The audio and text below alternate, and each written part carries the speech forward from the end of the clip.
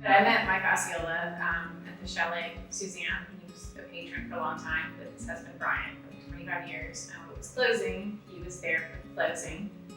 And I propositioned him to be painted. And after much reluctance, he gave in and let me paint him. And was like a very intentional dresser, and he really curated his whole outfit. And it was very meaningful. He chose things that were significant to him and to his culture. And that's sort of how I got interested. And he had a tie to like the war chief Osceola. He's the 5th great grandson. There are actually quite a few. They say Osceola, I'm saying it wrong. Yeah, we're like Osceola County, and they're like Osceola. Okay. But so he's descended from the Osceola that is sort of the famous one that they've designed the Seminole mascot after and all that stuff. But you recently painted is it Miss Florida Seminole. Miss Florida Seminole. Durante, who I think works at the museum that you're gonna go to. Maybe you'll see her when you're there. Yeah, but I messaged her because she's a knockout. She's gorgeous and obviously very well dressed. And I think people were also dressing her because she was Miss Florida Seminole, so she had access just to amazing clothes at the time. Yeah.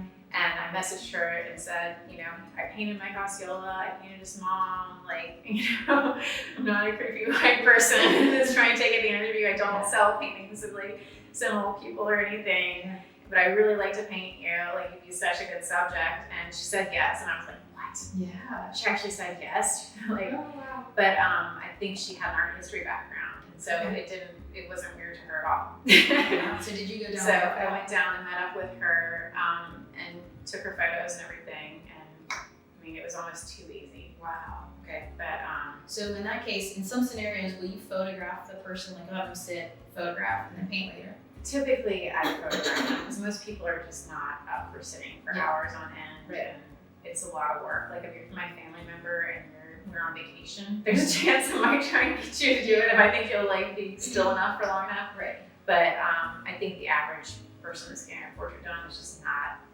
up for it these days, and they don't have a lot of time. Yeah, no, I couldn't sit still. And if you're wearing sequins, it makes it really hard on me. It takes days just to deal with it. If you see Dante's portrait, it's like lace and sequins and beads and coins and everything. So I couldn't have done that in a reasonable sitting time.